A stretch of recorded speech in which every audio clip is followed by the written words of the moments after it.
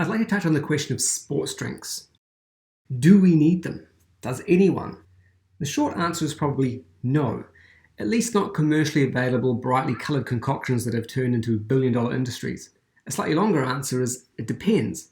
If you're exercising primarily for health and or to become leaner, just drink plain water or water with some electrolytes added to it.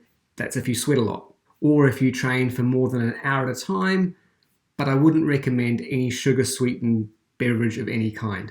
The slight improvement in performance you might get from having a sports drink isn't worth missing out on the prime opportunity to make your body better at burning its fat reserves, of which all but the leanest people have plenty. Just think back to the relevant module. Remember when we looked at metabolic flexibility, the ability of our bodies to shift their fuel source in response to what is most available at the time. Let stored body fat be the most available fuel on a regular basis, and your metabolic flexibility will improve as a result. Don't worry, you won't ever get bad at using glucose or using carbohydrates. Now, if you are training for peak performance or competing seriously, invest in a sports nutritionist at least once so that they can advise you for your specific situation. Just make sure that they haven't bought the P chart and thirst is not a good indicator line of the sports drinks industry. Those are my views, but you would be right to question any opinion without good evidence or sound logic, so consider this. If you want to make a soft drink or a sugar-sweetened beverage in professional circles, aside from flavouring, what you need is water and sugar. And if you don't want to do flat, you'll need some carbon dioxide to create the fizz. Now, if you want to make a sports drink or electrolyte replacement drink, you also need some water, some sugar, but now you also need some salt, preferably some reduced sodium salt that also contains some potassium as well as the sodium and the chloride. Those are your electrolytes. Just as an aside, many soft drinks actually have fewer colouring agents than sports drinks. So if that's a concern, again, nix the sports drinks. And if you really need one, make your own. If you're wondering what electrolytes are, well, to a chemist, they're substances that dissociate in a solution and have the ability to conduct an electrical current. To a physiologist, the key ones are sodium, often written as Na from the ancient Greek natrium, what the Greeks called sodium and what has made it into the periodic table. But you see Na or Na+, think sodium. Chloride, often written as Cl- because, well, it has a charge. And potassium, often written as K+, from ancient Greek kalium or kalium. Honourable mention goes to magnesium and calcium that are also making it into some sports drinks and meet the chemical definition. If you've done an introductory physiology paper, you'll probably be thinking nerve signals and action potentials as soon as you hear sodium, potassium, and maybe even chloride. It's okay if you haven't done any anatomy and physiology, as we'll look at the functions of electrolytes when we look more closely at minerals in the diet in another module. Why are we talking about electrolytes and why they're added to sports drinks, which are, as I said earlier, often called electrolyte replacement drinks? It's because we lose electrolytes in our sweat, most notably sodium, chloride, and potassium. The specific numbers are not important, not something most of us need to remember, but the ranges are rather informative. These tell us that there is a considerable, as in several-fold, variation between people. So some would need to replace much more than others. And that's another reason why those aiming for true peak performance should seek professional, personalized advice based on some actual measures of their losses rather than just a generic amount added to a commercial drink. And if you're wondering what you're looking at here, well, you can see it's the sweat electrolyte concentration during exercise of people performing various sports. Soccer, rugby, American football, basketball, running in a marathon and so on, and even a spin class, which may be relevant to some of you. So yes, it's true people lose electrolytes in their sweat. And people that sweat a lot lose more electrolytes on average.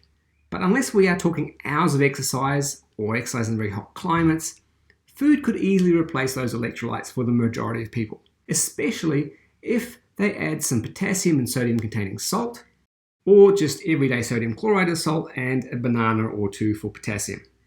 That said, the bigger problem with many sports drinks is that they have a high sugar content. So how much sugar do sugar-sweetened sports drinks actually contain? Well, the answer for the most popular ones is a lot. A 750ml bottle of Powerade adds up to 44 grams or 11 teaspoons of sugar. Gatorade is similar but comes in a 1 litre bottle. If you drank 750 mils though, you'd get 45 grams of sugar.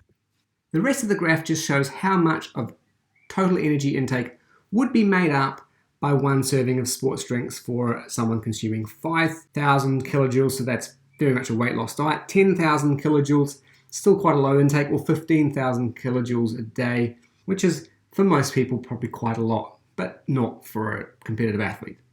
You can always pause here if you're interested in the specific numbers. So why might that be a problem? Well, these study results show what happens to the plasma glucose, so think blood glucose concentration, when a group of cyclists and triathletes were given a sports drink. That's that line here. The red line is the point we would diagnose someone with impaired fasting glucose if they were above this line after a 10-hour fast. So it's not the most perfect comparison, it's just there to make a point that if someone had this level of blood glucose 10 hours after their last meal, we would actually consider them to have a pathology. Note here that at the end of the exercise, in these people, a sports drink resulted in a substantially higher blood glucose than all the alternatives, and very close to that impaired fasting glucose level. That makes me think, and it should make you think, if cyclists and triathletes, so competitive cyclists and triathletes undertaking 5 to 20 hours of training per week, experience such an increase in blood glucose after being glycogen depleted, so they actually first had these people do prolonged exercise to drastically reduce their stored glucose, so they were in optimal state to tolerate glucose. But even in these people, this was a problem. And this happened, this spike in blood glucose, while doing very vigorous exercise. And that happened in response to only a 7.5% carb sports drink, so 7.5 grams per 100 mils. That should make you think, what is likely to be happening in more sedentary people who drink sports drinks because maybe they think they are a healthy option over normal soft drinks? It's unlikely to look anywhere near this good, and I think that's the primary problem with sports drinks. They're sugar-sweetened beverages in disguise. Just to make the point, this was not one isolated study.